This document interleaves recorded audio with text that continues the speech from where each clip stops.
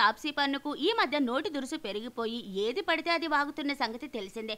తమిళ్లో గంగా సక్సెస్ తర్వాత హిందీలో ఛాన్సులు రావడం, అక్కడ పింక్ అంటూ అమితాబ్తో కలిసి హిట్ కొట్టేయడంతో తాప్సీకి ఇక పట్టపగ్గాలు లేకుండా పోయాయి. సౌత్లో తన అందాన్ని తప్ప టాలెంట్ను చూడలేదంటూ కొన్నిసార్లు మాట్లాడి మళ్ళీ సైలెంట్ అయిన తాప్సీ రీసెంట్గా మళ్ళీ నోరు పారేసుకుంది.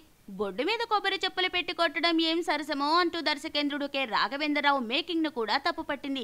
తెలుగు సినిమాపై టాలీవుడ్ జనాలపై విమర్శలు గుప్పించిన తాప్సీపై ఇప్పుడు అందరూ బగ్గుమంటున్నారు. పైగా మరికొన్ని రోజుల్లో ఈమె నటించిన ఆనందో బ్రహ్మ విడుదల కావాల్సి ఉన్న సమయంలో తాప్సీ ఇలా నోరు చేసుకోవడం గమనించాల్సిన విషయం.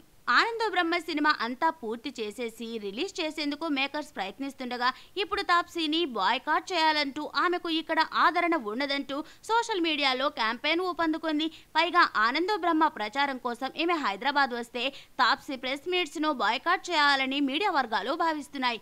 ఊహించని ఈ హఠాత్ పరిణామానికి ఆనందో బ్రహ్మ మేకర్స్ తలలు పట్టుకోవాల్సి వస్తోంది.